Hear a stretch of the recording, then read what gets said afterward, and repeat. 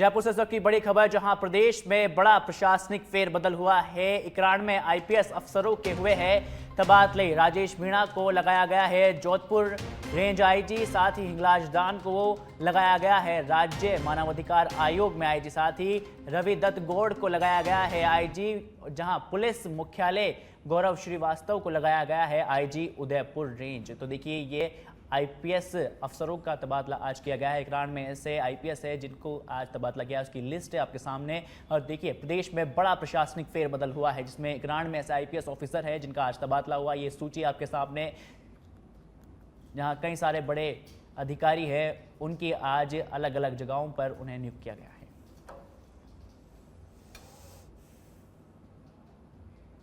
प्रदेश में बड़ा प्रशासनिक फेरबदल हुआ है। 152 आरएस अधिकारियों के तबादले हुए हैं। साथ ही आरएस कुसुम लता चौहान को भी एपीयू किया है। साथ ही कार्मिकों की विभाग ने यह आदेश जारी किए हैं, जहां प्रदेश में बड़ा प्रशासनिक फेरबदल हुआ है और 12 नवनियुक्त आईएएस अफसरों को मिली है पोस्टिंग। साथ ही ट्रेनिंग समाप्ति के बाद मिली है ये पोस्टिंग, जहां आईएएस यशरथ शेखर को एसडीएम बाड़मेर लगाया गया है। आईएएस सोनिका कुमार को सीईओ उदयपुर स्मार्ट सिटी लगाया गया है और राहुल श्रीवास्तव को लगाया गया है एसडीएम पाली जिले के अंदर। साथ ही भारत जयप्रकाश मीणा को लगाया गया है एसडीएम सूरतगढ़, जहां अवला साई कृष्ण को लगाया गया है एसडीएम उदयपुर।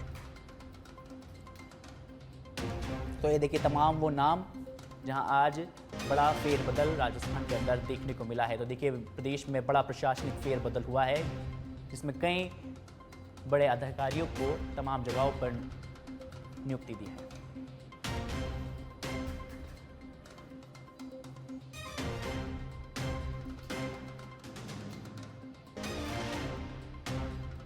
तो देखिए, ट्रेनिंग समाप्ति के बाद तमाम जो अधिकारी थे उन्हें भी पोस्टिंग दी गई है। इसमें देखिए, कई सारे जो नाम है वो यहाँ आपको बता दें कि आईएएस सोनिका कुमारी सीईओ उदयपुर स्मार्ट सिटी में इन्हें लगाया गया है। और वहीं अगर बात की जाए राहुल श्रीवास्तव की, तो राहुल श्रीवास्तव को लगाया गया है एसडीएम बाली।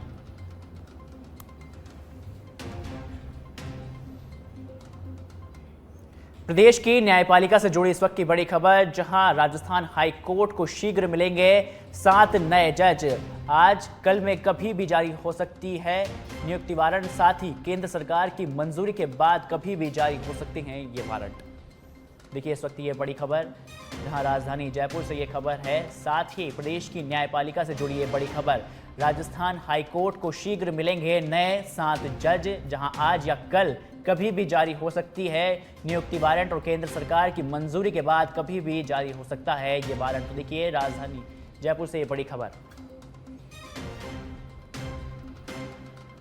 वियतनाम की टूरिस्ट नाव पलटी है, जहां हांगोला खड़ी में पलटी है ये टूरिस्ट नाव। साथ ही हादसे में बताया जा रहा है कि 27 लोगों की मौत की खबर है। तो देखिए, वियतनाम के अंदर टूरिस्ट नाव पलटी है, जहां खाड़ी के अंदर पलटी है ये टूरिस्ट नाव। तो देखिए, इस वक्त की ये बड़ी खबर, जहां बताया जा रहा है कि 27 लोग हैं, उनकी यहां मौत की खबर है।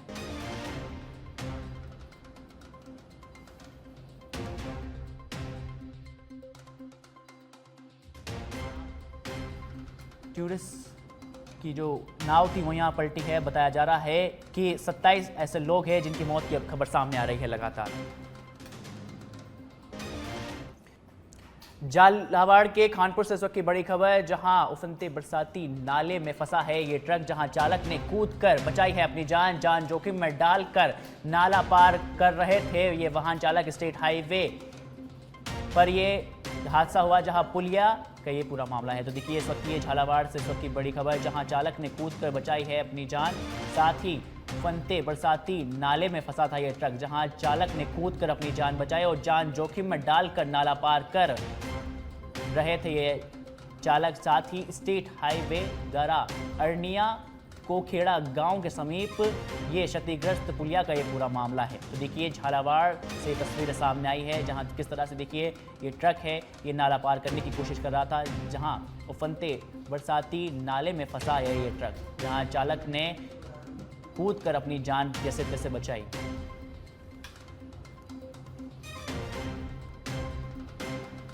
श्रीगंगानगर से खबर, जहां बड़ी वारदात से पहले 4 बदमाश हथियार समेत गिरफ्तार हुए हैं। पुलिस की सतर्कता से बची है अनहोनी होना, जहां एसपी गौरव यादव के निर्देशन पर सदर और डीएसटी की संयुक्त कार्रवाई देखने को मिली। साथ ही पुलिस ने फायरिंग की योजना बनाकर कर रहे थे ये 4 बदमाश। साथ ही बदमाशों को यहां दबोच लिया गया है, जिनके पास से पिस्टल और 14 कारतूस भी यहां बरामद किए गए हैं। कार्रवाई में सदर थाना सीआई सुभाष डिलोन, डीएसटी प्रभारी रामविलास बिश्नोई और एसआई सुनील के साथ ही पुलिसकर्मी राधेश्याम और रघुवीर और साथ ही कैलाश जाखड़ और डीएसटी के अबीब की भी अहम भूमिका इस पूरे कार्रवाई के दौरान देखने को मिली।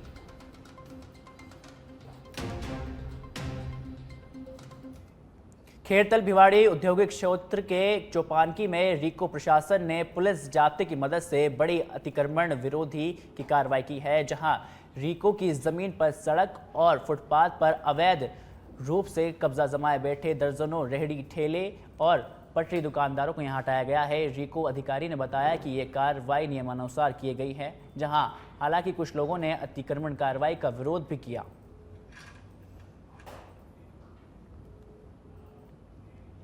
बारां जिले के अंता में बड़ा सड़क हादसा सामने आया है, जिसमें नेशनल हाईवे 27 पर सवारियों से भरी स्लीपर बस ने 8 गायों को मौत की घाट उतार दिया। घटना के बाद घटना स्थल पर लोगों की भारी भीड़ जमा हो गई, जहां नेशनल हाईवे पर मवेशियों के जमावड़े को लेकर प्रमुखता से खबर दिखाए जाने के बावजूद भी शासन प्रशासन के तहत कोई भी ध्यान नहीं दिया जा रहा है। कोटा की तरफ जा रही, उधर से देते देते आगे तो 3 गायें भी फंस गई थी मोटर में। उसके बाद में मैंने बस रुका के खड़ी कर ली, 112 के फोन लगाए। अजमेर जिले के कालानाड़ा ग्राम पंचायत के खेड़ा नोदंतापुरा गांव में तेज बारिश के चलते चारों तरफ रास्ते बंद हो गए हैं, जहां गांव वालों को बाहर जाने के लिए कहीं से भी कोई रास्ता नहीं मिल रहा है। जहां गांव से अराई जाने के रास्ते पर भी पानी की आवक इतनी हो गई है कि किसी भी तरह से ना कोई निकल सकता है और ना ही कोई आ सकता है। ग्रामीणों ने विधायक विकास चौधरी और सांसद भागीरथ चौधरी को कई बार इस समस्या के बारे में अवगत कराया, लेकिन कोई ध्यान नहीं दिया गया। हालात ऐसे हैं कि आए साल ग्रामीणों को ऐसी समस्याओं का सामना करना पड़ता है, लेकिन जिम्मेदार अभी भी मौन है। और हालात ऐसे हैं कि पूरे गांव के खेतों में पानी भरने की वजह से फसल चौपट भी हो गई है और हर साल की तरह इस बार भी किसानों ने फसल बीमा करवाया, लेकिन किसानों को पहले भी कोई मुआवजा नहीं मिला और अब भी नहीं। और ये हर साल ही होता है, आज नहीं, मतलब इसी साल नहीं हुआ, ये कम से कम 3 साल से लगातार खेतों में पानी भर रहा है। ना तो इस पे सरकार कोई मुआवजा दे रही है अभी तक। हम हर साल बीमा करवाते हैं कंपनी से, लेकिन आज तक 2 साल में कभी अभी हमारे पास कोई ना तो मुआवजा आया। तो हम यही मांग करते हैं कि सरकार से कि जल्दी से जल्दी एक बार इसका मुआवजा करवाया जाए और किसानों को राहत दी जाए, ताकि किसानों को कुछ हेल्प मिलेगी, तो वो सहायता मिलेगी। इससे सरकार की तरफ से अगर थोड़ी सहायता मिलेगी तो वो अपना घर चला सकेंगे अच्छी तरह, वरना किसान आत्महत्या करने को मजबूर है। और सर पिछली बार का जो हमने बीमा कटवाया था उसकी राशि भी सर अभी रिलीफ नहीं हुई।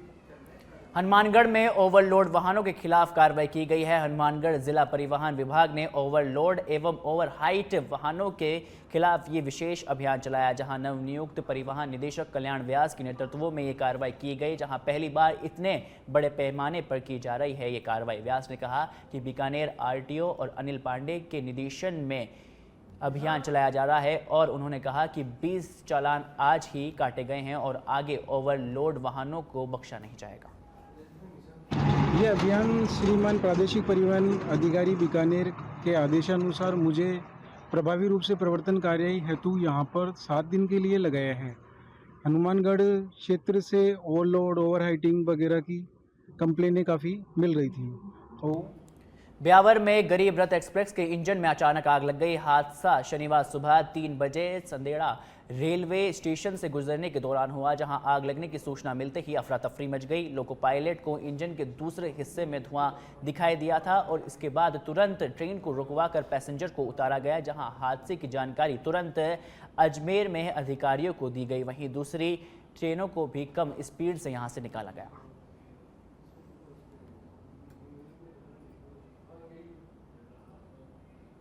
जयपुर से खबर है, जहां 21 जुलाई से बाड़मेर जोधपुर ट्रेन से समय में बदलाव होगा, जहां गाड़ी नंबर 5-4-8-1-4 को अब भगत की कोठी से जाया जाएगा, जहां 10:50 पर पहुंचेगी जोधपुर में ये ट्रेन और अब रात के 11:15 पर ये पहुंचेगी। साथ ही ट्रेन संख्या नंबर 74,893 भगत की कोठी और भीलडी ट्रेन अब समय हो चुका है 7 बजे का।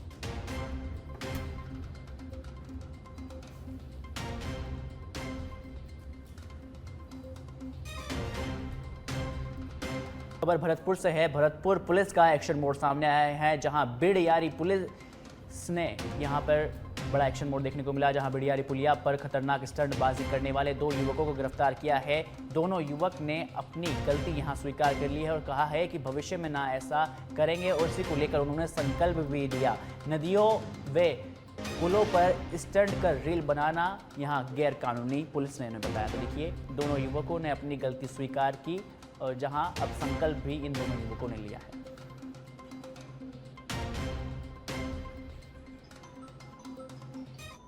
चित्तौड़गढ़ जिले के बेगू थाना में अब एक सरकारी स्कूल में बच्चों के साथ अश्लील हरकत करने वाले शिक्षक को पुलिस ने न्यायाधीश के समक्ष पेश किया और यहां से उन्होंने 22 जुलाई तक पुलिस रिमांड सौंपने के आदेश भी दे दिए हैं। पुलिस गहनता से मामले में फिलहाल जांच कर रही है और आरोपित को न्यायालय में पेश करने के दौरान हमले की आशंका देख सुरक्षा के जो कड़े इंतजाम थे वो यहाँ किए गए, जहां देर शाम पुलिस ने उसे चित्तौड़गढ़ में न्यायाधीश के आवास पर पेश किया। जैसलमेर के बसानपीर में जा रहे कांग्रेस सांसद उमेदराम बेनीवाल और विधायक हरीश चौधरी को पुलिस ने रोका, जहां सांसद और विधायक के साथ ही शिव थानाधिकारी सत्यप्रकाश के साथ बहस हो गई। सांसद विधायक के समर्थकों के साथ थानाधिकारी से धक्का मुक्की भी हुई, जहां जैसलमेर सांसद और बायतू विधायक ने यहां पर रामधन और सर्व समाज के साथ ही जैसलमेर प्रशासन से परमिशन मांगी थी, जहां जिला प्रशासन ने परमिशन नहीं दी। साथ ही प्रशासन ने वहां धारा 163 लागू कर यहां जारी कर दी है। साथ ही शनिवार को सांसद विधायक अपने समर्थकों के साथ बनासपीर के लिए रवाना हुए थे, जहां पुलिस ने 100 किलोमीटर पहले ही फतेहगढ़ में उन्हें रोक लिया। साथ ही सांसद और विधायक को रोका गया और वहां से 50 फीट की दूरी पर फतेहगढ़ के मैदान में ही रामधुन और सर्वधर्म सभा हुई। दोपहर 1 बजे से दोपहर 3 बजे तक यहाँ रामधुन हुई और इसके बाद दोनों नेता अपने समर्थकों के साथ बाड़मेर के लिए वापस रवाना हो गए। जालोर से खबर, जहां जालोर में कथावाचक अभयदास महाराज का आमरण अनशन और कैबिनेट मंत्री जोराराम कुमावत के साथ ही कलेक्टर और जालोर के यहां कलेक्टर ने जूस पिलाकर अनशन को समाप्त करवाया। साथ ही महाराज से लंबी वार्ता के बाद बनी है सहमति। शुक्रवार को अभयदास महाराज के समर्थकों के साथ यहां बोसाया मंदिर जा रहे थे, उसी को दौरान उन्हें रोकने को लेकर हंगामा हुआ और समर्थकों और पुलिस के बीच में जबरदस्त झड़प भी देखने को मिली, जहां पुलिस की गाड़ी में भी तोड़फोड़ की गई है।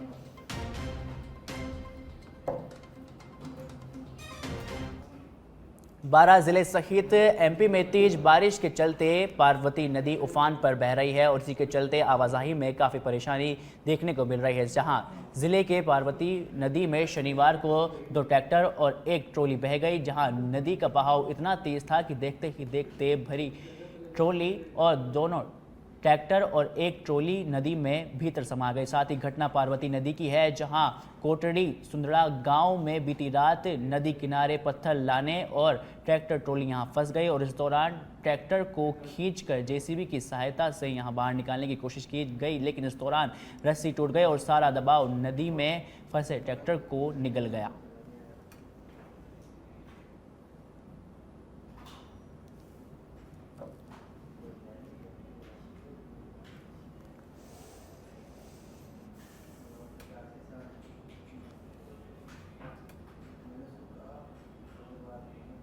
धौलपुर में 8 साल के बच्चे को किडनैपिंग कर 80 लाख रुपए की फिरौती मांगी गई, जहां पैसे नहीं मिलने पर बच्चे की हत्या कर दी गई। शव को हाईवे किनारे जमीन में गाड़ दिया गया और जहां मानिया थाना प्रभारी नरेश मीणा ने बताया कि आगरा के फतेहाबाद में विजयनगर कॉलोनी निवासी अभय प्रताप की लाश मिली है। साथ ही 30 अप्रैल साल 2025 को घर के पास किराना दुकान से बच्चे का किडनैप किया गया था और 2 दिन बाद बच्चे घर के पास एक साथ मिले, जिसमें बच्चे के पिता से 80 लाख रुपए की फिरौती मांगे गए। जहां मासूम के पिता ने मामले की जानकारी फतेहाबाद पुलिस को दी और पुलिस मामले का दर्ज कर लिया है और फिलहाल मासूम की तलाश में फिलहाल पुलिस जुट चुकी है। और इसी बीच 2 से 3 दिन बाद किडनैपर्स ने बच्चों के घर वालों से फिरौती की डिमांड की, जहां बदमाश कॉल नहीं कर बच्चों के घर के बाहर लेटर डालकर फिरौती मांग रहे हैं।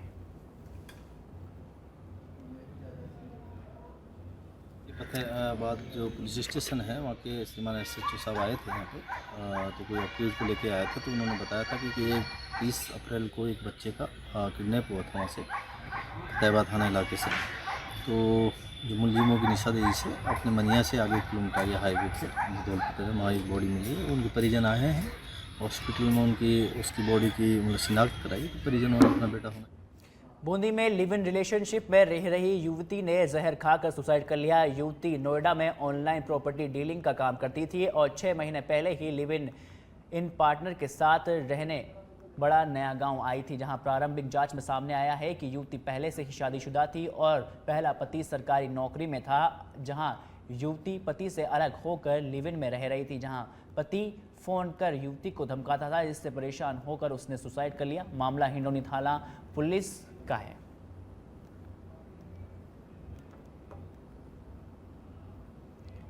जोधपुर से बड़ी खबर, जहां बालेसर अमृत बांध टूटा है, साथ ही अमृतनगर से जाटी भांडू तक पहुंचा है बांध का पानी। साथ ही कई घर में आए हैं पानी की चपेट में, जहां पानी में आए कई घरों को भी करवाया गया है खाली। 2 से 3 फीट तक पानी की जो चादर है वो यहाँ चल गई है। सिविल डिफेंस की टीम और जोधपुर से यहाँ रवाना हुई है, जहाँ कलेक्टर कर रहे हैं पूरे मामले की फिलहाल मॉनिटरिंग। तो देखिए जोधपुर से ये बड़ी खबर, जहां बालेसर अमृतनगर बांध टूटा है। अमृतनगर से जाटी भांडू तक पहुंचा है बांध का पानी, जहां कई घरों के अंदर यहां पानी घुस गया है और इसकी चपेट में अब कई सारे घर आ चुके हैं, जहां चपेट में आए घरों को भी खाली करवा दिया गया है। साथ ही जो पानी की जो चादर है वो कई फीटों तक जा पहुंची है। साथ ही सिविल डिफेंस की टीमों को जोधपुर से यहां रवाना करवाया है और कलेक्टर खुद इस पूरे मामले को लेकर अब लगातार गंभीर होते हुए नजर आ रहे हैं और खुद मॉनिटरिंग कर रहे हैं। भीलवाड़ा के सवाईपुर से खबर, जहां बाइक व गोवंश में हुई है जोरदार टक्कर। साथ ही बाइक सवार 2 लोग घायल हो गए हैं। नेशनल हाईवे 778 पर डेरा चौराहे पर यह हादसा हुआ है। घायलों को सवाईपुर चिकित्सालय में प्राथमिक उपचार के लिए भर्ती करवा दिया गया है। तो देखिए भीलवाड़ा से ये खबर, जहां बाइक सवार 2 लोग गंभीर रूप से घायल हुए हैं। यहां बाइक व गोवंश में ये जबरदस्त भिड़ंत हुई है, जहां बाइक सवार 2 लोग गंभीर रूप से घायल हुए हैं। नेशनल हाईवे का ये पूरा मामला है। कांग्रेस प्रदेश अध्यक्ष और पीसीसी चीफ गोविंद सिंह डोटासरा का अलवर जाते समय बानसूर पहुंचने पर कांग्रेसी कार्यकर्ताओं ने जोरदार स्वागत किया। बानसूर थाने के पास शकुंतला रावत के नेतृत्व में कांग्रेसी कार्यकर्ताओं ने डोटासरा का गर्मजोशी के साथ स्वागत किया। इस अवसर पर कांग्रेस के कई प्रमुख नेता और कार्यकर्ता मौजूद रहे और इस दौरान मीडिया से बातचीत करते हुए डोटासरा ने कहा कि देश का संविधान आज खतरे में है और इसी वजह से कांग्रेस पार्टी को संविधान बचाओ रैली निकालनी पड़ रही है। संविधान बचाने की रैलियों की आवश्यकता क्यों पड़ी, जन जागरण हमें क्यों करना पड़ रहा है, लोगों के बीच में जाकर के बात क्यों कहनी पड़ रही है, ये इसलिए कहनी पड़ रही है कि जब सत्ता में मोदी जी आए थे 2014 में, तो बड़ी बड़ी बातें इन्होंने की थी। चाहे वो विदेश नीति की बात हो, चाहे किसान की आमदनी दोगुनी करने की बात हो, चाहे महंगाई कम करने की बात हो, चाहे बेरोजगारी दूर करने की, ये सारे मुद्दे तो हवा हवा ही हो गए और मनगढ़ंत मुद्दे ले आए। राष्ट्र की भावना ये है वो है, तो राष्ट्र तो पहले भी मजबूत था, आगे भी मजबूत रहेगा। और इन्होंने जिस तरीके से संविधान की धज्जियां उड़ाई हैं, जिस तरीके से इन्होंने जो संवैधानिक संस्थाएं हैं उनका दुरुपयोग करके आवाज को कुचलने का काम किया है, मैं समझता हूं कि